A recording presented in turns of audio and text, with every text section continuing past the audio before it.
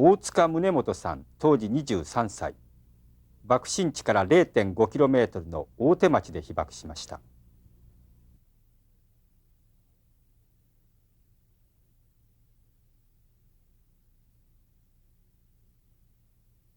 船舶砲兵部隊の教官兼小隊長として宇品にいた大塚さんは、その日幹部候補生に抗議するために恋へ向かう途中、電車の中で被爆しました。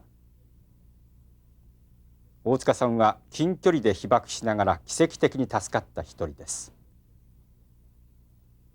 助けを求める人々に対して何もしてやれなかったことが今も悔いに残っていると大塚さんは語ります。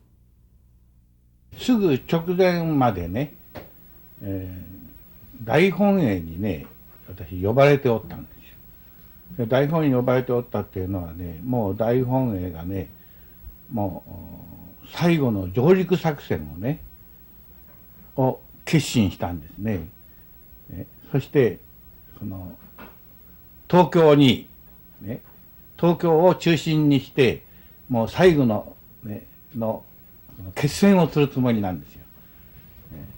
で大本営陸軍部っていうのはね、東京の周辺にずっとその部隊を貼り付けしましてね、そして結局それまでみんなこうね、その負けていくと、どんどんね、また最後はそこで最後の決戦をするんだと。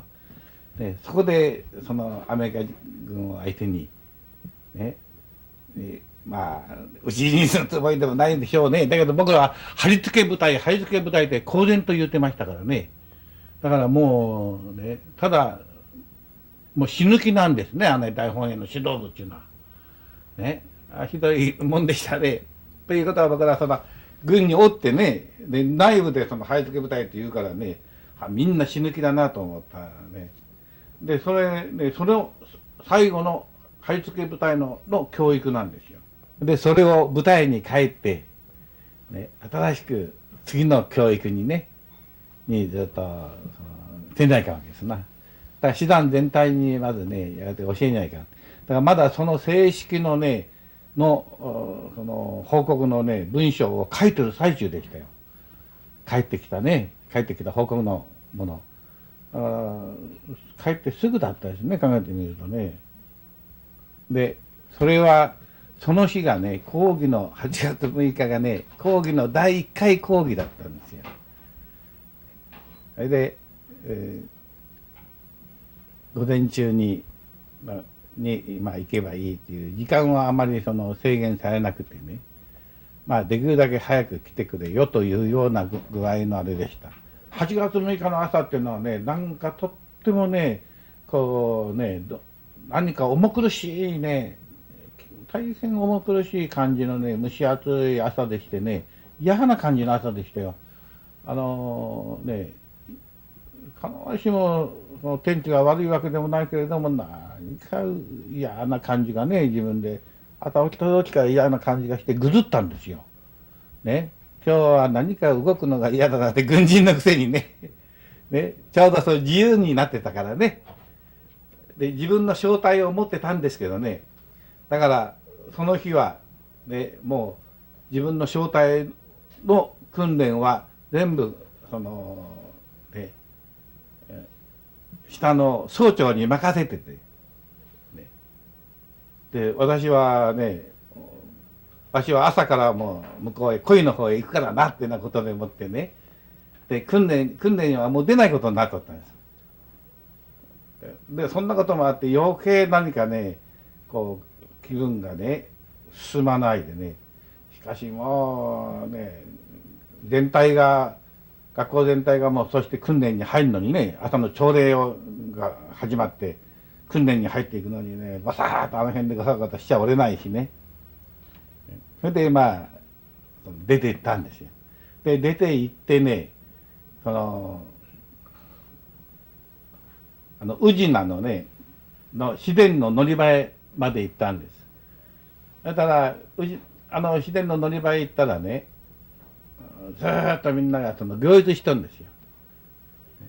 で私はほら将校ですからね、当時はね行列をみんなその軍人はね雇用以外には出てこないですからね、軍人が普通に出てくるのは、平日に出てくるのは。必ず軍人は軍務を持って出てくるわけですから。ね、だから、無条件優先でね、行列の前へ出るんですよ、みんな。ね、だから先に乗れるわけです、本当は。いやそれをね、なんか気分が進まんでね、で、いった時期に小行きの電車が来たんですが、それにね、こんだけ混んでんのにね、人がこんだけ来てんのに、何もね、慌てて乗らんでもいいやなんていうね、またサボり心を起こした。ね、そしてね、それをやり過ごしたんですよ。ただね、次に来たのは、行く方面が違ってましたよ。それでね、その後また来たのに、ね、小雪が来て、それに乗ったんです。乗っててね、それから、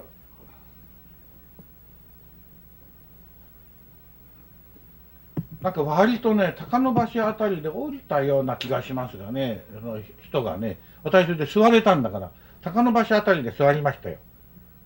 ね、で、進行方向のね、右側のね、前からね、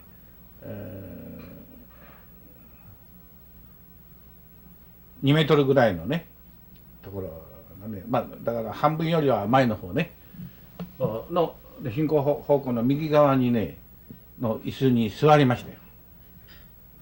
それでね、座ってして、それで、ふって見てね、車掌がなんか一時呼ぶでしょ、なんか言うでしょ。で、ふって見て、あ、白神社だなと思いましたよ。白神さんだなと、思った。それは非常に意識が明白なんですよね。そうしたらね、その直後ですよね、ピカーッとなった。で、全く目がくらむようにピカーッとなったんですからね、光が。で、真夏の子ですからね、この窓は全部開けてあるでしょ。だから窓から光が入ってきたんだね。ピカーッとなった時にすぐバーッと床に伏せました。ほんで、わーっと伏せたらね、その後ね、で、ボッって言ったんですよ。そのボッっていう音がね、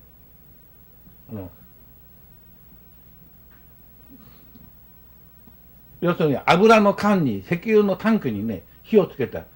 火をつけると、バッと燃えるという、そういう棒なんですよ。バーッとこういう大きなね、バーッという音なんです。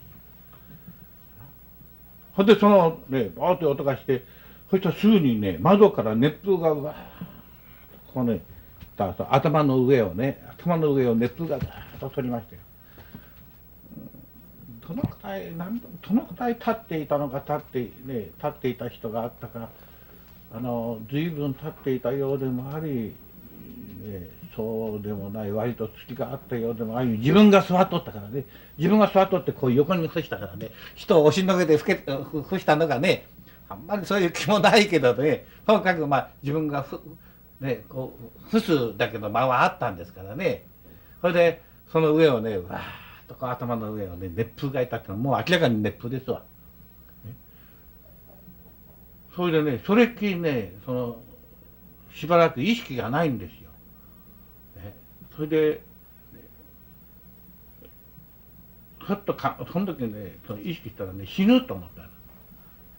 あ、わしは死ぬと思ってね。もう次の瞬間には生きようと思ってね、生きようと思ってね、そしてこちらにね、軍人のあれでね、証拠カバンみたいなのを腰に持ってるでしょ。それから塔をつってるでしょ。ね、このカバンを押さえてね、塔を押さえてね、本格めくらめっぽうに立ち上がったんですよ。で、立ち上がってね、それから取り残されたと思ったね、その時の意識。だからね、自分が一人でね、周りに誰もいなくて、わしが一人で取り残されたと思ってるんですよ、私の意識では。ね、そう思って、それで電車の進行方向とね、反対の後ろの方へ行ったのね。どういうわけか。で後ろの方へ行ってね、行って、でその進行方向へ向かって左側なんですがね、そっちの方へ降りたんですよ。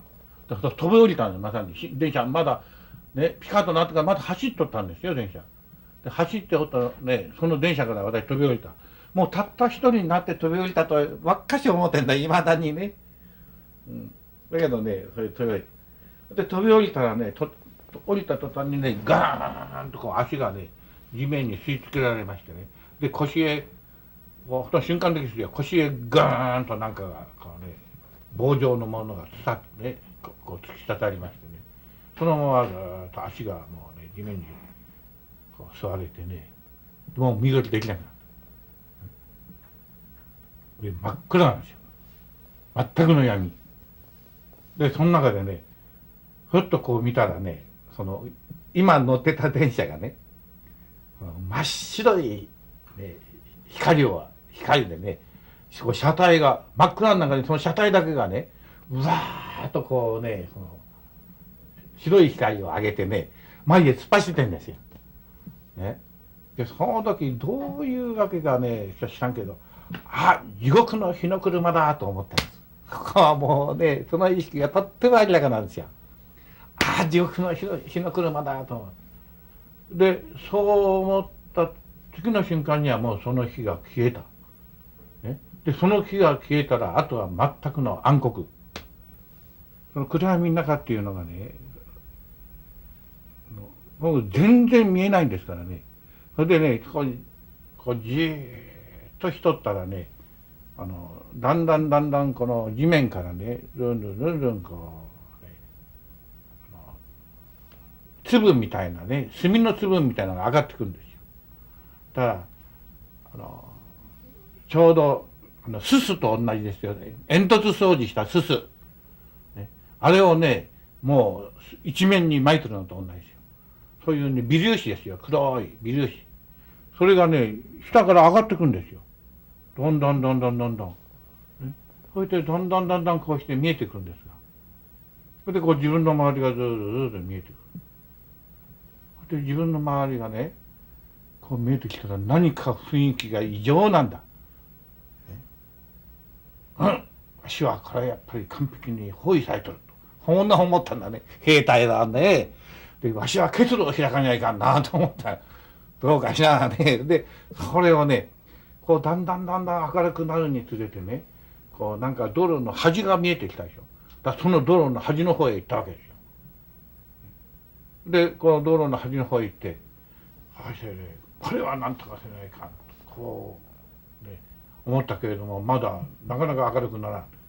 そのうちにずーっとこう明るくなって、ね、だんだん見えてきた、今まであったね、あれ、町のど真ん中ですもんね、今まであった高い建物がね、なんかぐっちゃぐちゃになってないんだね。これは大変なことだなとこう思いました。だけど、まだね、その敵の子はもちろん爆弾が落ちたなんて思ってないんですよ。全然。ね、あれね、大変なことやと。大変な事故だ。なんてこう思ってる。だけど何かしらんこう自分はね、一人ね、敵の獣医の中にあるような気になってんだな。非常に異常な状態になってる。ね、そして、こうしておったらね、ひょっと気づいてみたら、その自分の塔がないんですよ。こうね。で、この軍刀の鞘だけを握ってるのは中身の塔がないの。で、塔っていうのは抜けるもんじゃないんです。あれ、本当ね、抜けないようにこう、ガーッとこうね、別に安全のあれで抑えてあるんですからね。ね、普通で抜けるはずがない。それがね、抜けてね、ないんです。おかしいなと。ね、そしたらこう、折ってみたら、こう帽子もかぶってないんだね。わしはどうしてでも幹部校セタ行こうと。恋へ行こうと。それでこう、まあ、その、ね、まず電車に行って、ね、わしの帽子を探さなきゃ、剣をね、こう、塔を探さにゃと。ほとは塔はね、電車の直そばのね、線路の上にね、塔がひゃんとこう、ね、横たわってました。おかしいなと思ったけどね、どうして塔が抜けたかわからんけど、その塔を収めた。それから、ね、帽子もないなと思って。それから第一、その、ね、カバンの他に風呂敷を持ってたの。いろいろその教材を風呂敷に積んでね、あの風呂敷もねいるぞと思って、電車の中で残ってるかもしれんと思って、で電車に乗ったね。電車の中にね風呂敷に書類が積んだのがそのまま残っとったんですよ。で僕はその要するに自分の書類持ってそれで降りて、よしこれからどうしてもこれへ行こうと思って、ね、こう歩き出したんだけど歩けねえんですよ。もう周りからだって兵隊さん中心、ね、だからねもう直後なのにね随分何人もから「お水お水」言われたね。しかしわしはとてもじゃないと思ってね、これはもうともかくねなんとか帰らにはいかんと思った。そしたら宇品ですからね、私はこれはもう宇品へ帰る以外に他に方法はないんだ私はね。他の広島知らないしね。で第一その宇品に住んでたんだから、ね、宇品に帰ろう宇品に帰ろう、そうだったらもうどうしてでも帰ろうって気になるでしょ。でどういう気で小道へ入ったのかね、なんかしたら要するに小道へ入りました。それでその、ね、ほんのちょっと入ったらね子供がわーっと寄ってきたよ、ね、3人ほどのね。それでね男の子の、ね、小学校へね上がったか上がらんぐらいの男の子がランニングシャツ着て下はねランニングパンツのね男の子がね来て「で兵隊さんどうしたらいいのどうしたらいいの」ってねって言うた。僕はそれをねガスタンクの爆発だと言ってね、家に帰れ家に帰れって言ってね、みんながしがみついてくんのはねこの、払い上げたんや。帰りもねだってその時そう思ってんだもんね。そうしてね子供たち見たらね子供たちの手がねこの手足のねこう出てるところがね魚の鱗のようにみんなこうなってるんだ。ピンク色に。それからね顔やここからはね千切り大根のね千切り大根のようにずーっとね皮膚がみんな垂れ下がってました。しかしね真っ赤でねピンクで綺麗でしたよ。どうしてでしょうね。ピンクで綺麗で垂れ下がっとった。そうねだからなんていうんかな、もうねあれすぐですよね。ピンクが収まったらきっと変色していってこんなになったんでしょうね。なんか知らない大体まあ死んじまったんでしょうねきっとね。だけどねそんなピンクでしたよ。みゆき橋のねたもとでねほとんどたもとだったんだけどね、なんか木造建築のね家が潰れてましてね。でそれはねみゆき橋の方に向かって宇品の方に向かってねみゆき橋へ渡る手前で、しかもその右側でしたよ。ね、でそこにねもう若い女の声でね「兵隊さん助けて」って分かるんだね兵隊のこの靴音が、ね、僕歩いていく音が分かるんだな。でねここにお母さんがって言ってるの。家が潰れてますからね。で自分もその下になってるけど針の下にやっぱりねそれでお母さんがいるわけだな。それで兵隊さんたちもう必死に言うてんだ。でねあんまり必死でねさすがにそこで止まったもんね。で止まってねどうしようかこれねなんとかしてやらにゃなんとかしてやらって思ってしばらくねこうしてね考えましたけどね。いやわしはねそんな立派な人間じゃないとまた一生懸命自分に言うてに変えたよ。ね。わしはそんなにここでこの子たちをね助けることはわしはそんな立派な人間じゃない、ね、もうこのみゆきを仕事になと思ってね。それでそれがまあずっとやっぱ悔いになって残ってるけどしょうがないよな。ね、そしてねそれを渡りましてね、ちょうどその時にね向こうからね自転車があーっと走ってきた。軍服の自転車。それでそれが来てね「おい大塚じゃないか」って言って、それが同じ船舶砲兵共同体の少尉でした。で「おい大塚じゃないか」って言ってね、それで「貴様なんだこんなとこにいるのか」ってね、ほんでこの後ろに乗れと言うて乗っけてね、でその原隊へ帰ってくる。それはね、自分の中隊の中隊長がねまだ出勤してないんでね、で何か妙な爆弾みたいなものにやられたんじゃねえかと思って探しに来たんだ。えらい忠義っていうかいい証拠がおったもんだよね。たまたまそういうね律儀な男がおったおかげでね、それが僕を救ってけた。でそのね自転車の後ろに乗って永門まで帰ったんですよ。ご自身がその後怪我されてからずっとじゃあ宇品にいらっしゃったんですか？それは宇品に。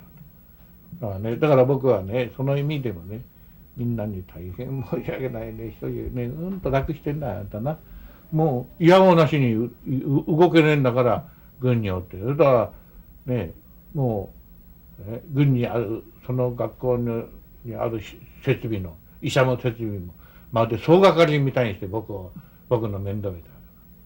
原爆というのは大塚さんにとっては何だったんですか？どういうものだった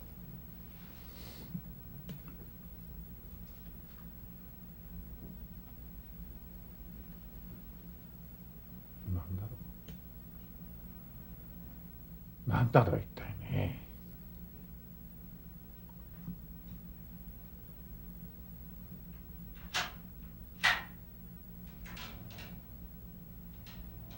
何が何で、ね、どうして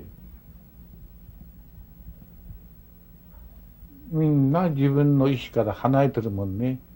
自分の意思で行った広島でもない、自分の意思で来た軍服ではもちろんない。全てがね、なんか、自分の意思から離れてんの。で、やられてからね、で、原爆にね、どうしてあんな風にあったのか、直前にね、千葉から帰って行ってる。そんなで、あの日に限ってああいう風にね、朝ね、出かけるように巡り合った。なんなのかね。だから何か別の力でもってね、こう自分がずっと動かされてるんだね。どうして助かったのか。よく助かったね。どうして助かったんでしょうねっていう、そんなもの自分ではからない。だからなんで助かったって僕はここにお守り持っとったからなって言いたいけど、もうそのくらいの話になっちまうんですよね。真面目でさえあればね、真剣にね自分を生きてる者にとってはね、戦争なんていうものがね、あんなものにねどっちの形ででもね常時込まれるねはずがないんですよ。自分や自分たちやあらゆるものの命をね平気で粗末にするからですよ。そういうね命を粗末にできないものがね集まってたら決して起こりませんよ。起こせませんよ。そういうことを認めませんよ。だからねもう戦争を憎む前にね命を粗末にし、戦いをね闘争を賛美する心をねお互いにねみんなで憎まにはダメですよ。どうですか、経済界でも何でもただ闘争よ。